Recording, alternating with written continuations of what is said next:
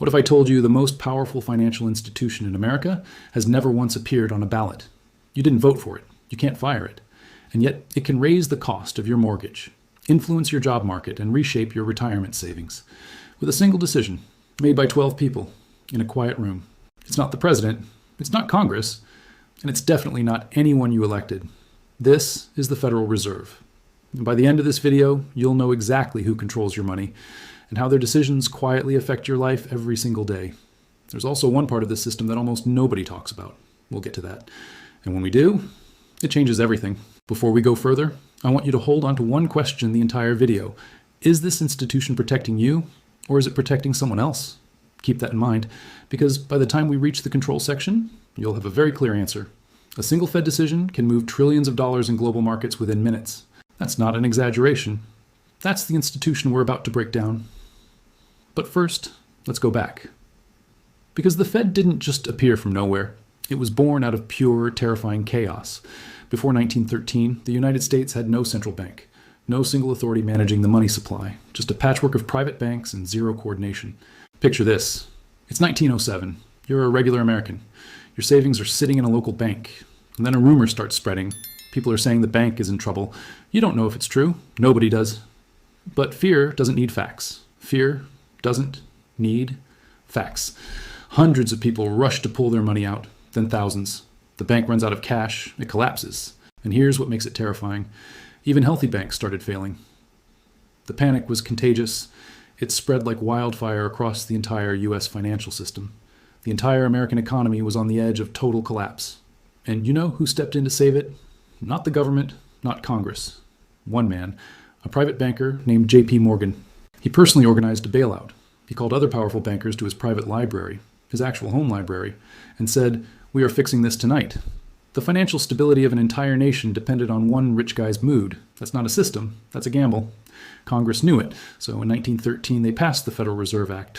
A central bank was born, a permanent lender of last resort. The idea, never again, but what they created to fix the chaos introduced a brand new kind of controversy, one that's never really gone away. So what exactly is the Federal Reserve? Let's clear up the biggest misconception first. It is not a normal bank. You cannot walk in and open a checking account. You cannot deposit your paycheck there. It's a bank for banks. And it's also the bank for the US government itself. But here's where things get weird, because the Fed is neither fully public nor fully private. It's both, at the same time, on purpose. Think of it like a professional sports league. The Board of Governors, based in Washington, D.C., appointed by the President, confirmed by the Senate, that's the Commissioner's office. Public, official, accountable. But then you have 12 regional Federal Reserve banks spread across the country. Think of them like the individual teams. Each one is technically a private corporation. And the shareholders of those private banks, other banks, J.P. Morgan Chase, Bank of America, the very institutions the Fed is supposed to regulate, the people being regulated, partially own the system itself. Let that land. This isn't a conspiracy theory. It is literally written into the design. You can look it up right now. The idea was to blend government accountability with private banking expertise. Checks and balances between public and private power. Whether that balance actually works the way it was intended, well, that's a debate that's been running for over 100 years. And we'll come back to it. Now let's talk about what the Fed actually does, because this is where it stops being abstract and starts being very personal to you. 3 main jobs. The first, and most powerful, is monetary policy. The Fed has what's called a dual mandate. 2 goals written into law: keep prices stable, achieve maximum employment. Simple concept, brutally complex in practice. Here's where it gets interesting, because the main tool they use affects something you deal with every month. It's called the Fed funds rate, and I want you to think of it as a thermostat for the entire US economy. When inflation is running too hot, when prices rise faster than they should, the Fed turns the thermostat up. Borrowing gets expensive for banks, and banks pass that cost to you. Your mortgage gets more expensive. That $2,000 monthly payment, it could quietly become $2,300 without you doing anything wrong, without you making a single bad financial decision. The Fed raised rates, that's it. That's all it takes. But crank it too high, too fast, businesses can't afford to borrow to grow. Hiring freezes. Layoffs begin. You fought inflation, but crushed jobs in the process. The thermostat swung too far. When the economy runs too cold, Fed lowers the rate, borrowing gets cheap, money flows, businesses expand, people get hired, the economy warms back up. Pay attention here. This sliver explains almost every major economic event of your adult life. The 2008 financial crisis, the COVID stimulus, the inflation surge of 2022, the aggressive rate hikes of 2023, all of it runs through this one mechanism. But there's a second tool, and this one sounds crazy when you first hear it. This is the part I mentioned at the start. Here it is. Quantitative easing. QE. You've heard the term. Here's what it actually means in plain English. The Fed opens a digital account, types in some numbers, and money exists. That's it. It creates money out of thin air. No printing press, no gold, just keystrokes. It then uses that newly created money to buy government bonds and other financial assets. This pumps liquidity into the entire financial system. Banks have more. They lend more. The economy moves. The Fed's balance sheet went from under $1 trillion before 2008 to nearly $9 trillion at its 2022 peak. That is how much money was created and deployed into the system. Some economists call it a lifeline. Others call it the seed of inflation and dangerous asset bubbles.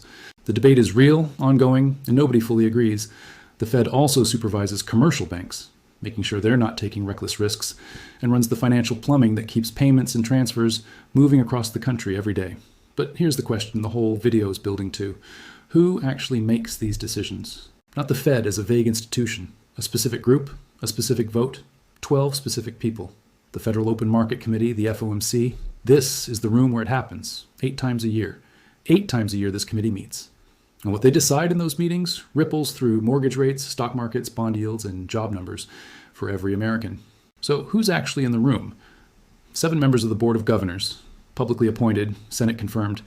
Then the President of the New York Federal Reserve, permanent seat, always votes. Then 4 of the remaining 11 regional bank presidents, rotating each year. 12 people, not elected by you, not directly accountable to you, yet their decisions set the price of money in the most powerful economy on earth. And the New York Fed, it always has a seat, always, permanently, located right on Wall Street, surrounded by the biggest financial firms in the world. The bank most connected to Wall Street has a permanent vote in the room where interest rates are set. You can decide for yourself what that means. Is it balance? Is it expertise? Or is it structural influence baked into the system from day one? This is the part that's been argued about since 1913, and it's the part that nobody in mainstream financial media talks about enough. Remember the question I asked you at the start? Is this institution protecting you or someone else? Now you have enough to form your own answer. Let's bring this home, because understanding the Fed isn't just academic. It has direct, measurable consequences for your life. When the Fed raises rates, your mortgage gets more expensive. Your car loan gets pricier. Credit card interest climbs. This happens fast, sometimes within days of a Fed decision. When the Fed lowers rates, businesses expand, hire, and grow. That directly shapes whether your job market is tight or loose. Your retirement account, your savings rate, the interest you earn on deposits, all of it moves in response to what 12 people decide 8 times a year. 3 types of people watch this video. The first group is still confused. They feel like this is too big to understand. The second group is frustrated. A system they didn't build is making decisions about their financial life. And the third group, they understand. And understanding is the beginning of every smart financial decision you'll ever make. Here's what to actually do. Watch Fed meeting dates like a hawk. They're public, they're predictable, and markets move around them. If you're buying a home, refinancing, or taking on any significant debt, the Fed's direction matters more than almost any other variable. And if you invest in stocks, bonds, or real estate, understand this. Fed policy is the tide. Everything else is surfing. We started this video with a question. It's not the president, it's not Congress. So who really controls America's money? 12 people.